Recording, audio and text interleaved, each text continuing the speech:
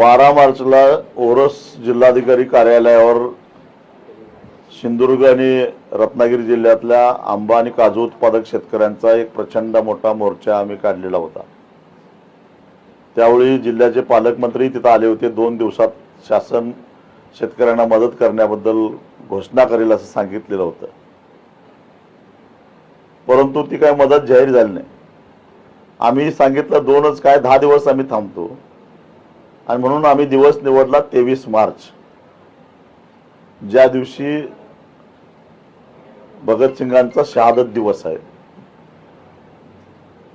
आणि या भगतसिंगांच्या स्मृती दिनादिवशी कोकणातला शेतकरी बऱ्याच वर्षानंतर आक्रमकपणे रस्त्यावर उतरतोय।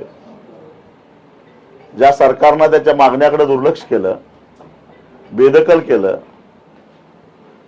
त्या सरकारवरचा रोष व्यक्त करण्यासाठी म्हणून मुंबई गोवा राष्ट्रीय महामार्ग चक्काजाम करून रोखून धरायचा निर्णय 12 मार्चलाच आम्ही पालकमंत्र्यांच्या मार्फत सरकारला कळवलेला होता।